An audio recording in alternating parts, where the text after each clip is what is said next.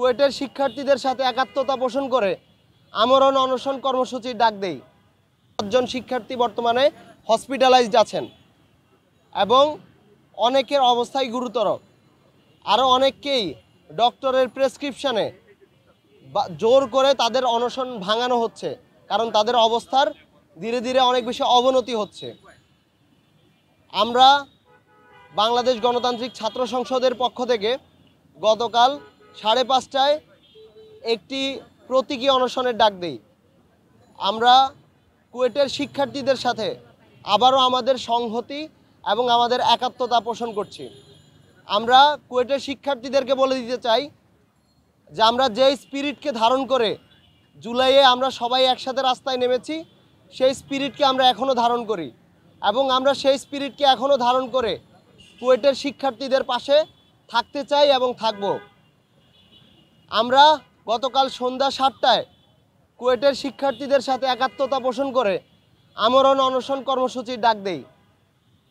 আপনারা দেখতে পাচ্ছেন আমরা এখানে যারা বসে আছি, আমরা প্রায় 16 জন গতকাল থেকে আমরণ অনশন কর্মসূচি পালন করছি এবং এই আমরণ অনশন কর্মসূচি পালন করতে গিয়ে মোফাজ্জল হোসেন সাদাত, ঢাকা বিশ্ববিদ্যালয় 18-19 সেশনের স্টুডেন্ট এবং বাংলাদেশ গণতান্ত্রিক ছাত্র সংসদের যুগ্ম আহ্বায়ক, তিনি হিটস্ট্রোকে আক্রান্ত হন এবং বর্তমানে ঢাকা মেডিকেল কলেজে চিকিৎসাধীন আছেন। আমরা দেখতে পাচ্ছি যে সারা দেশে আন্দোলনরত শিক্ষার্থীরা তারা আহত হচ্ছে, তারা মাথা ঘুরে পড়ে যাচ্ছে, অসুস্থ হয়ে যাচ্ছে, কিন্তু ইতিহাসের নির্লজ্জতম ভিসি মাসুদ, সে এখনও তার শপথে বহাল আছে। সে এখনও ধম্ব ভরে অহংকার স্বরে সে বলছে এটা নাকি গুটি কয়েক শিক্ষার্থীদের আন্দোলন।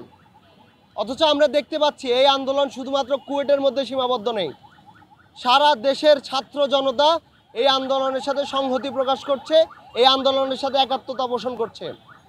আমরা বর্তমান সময় দেখতে পাচ্ছি ইন্টারিম গভর্নমেন্টের ব্যর্থতা, যে ইন্টারিম গভর্নমেন্ট এই ভিসিকে অপসারণ করতে ব্যর্থ হচ্ছে।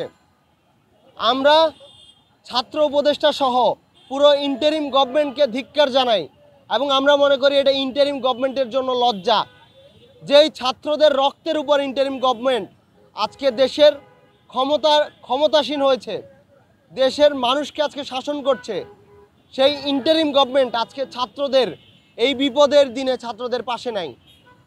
আমরা ইন্টারিম গভর্নমেন্টকে বলে দিতে চাই, আপনাদের যদি পাওয়ার এক্সারসাইজ করার ক্ষমতা না থাকে, একটা সামান্য ভিসিকে অপসারণ করার ক্ষমতা না থাকে, তাহলে আপনাদের দেশ চালানোর, এই রাষ্ট্রের ক্ষমতায় বসে থাকার কোনো অধিকার নাই।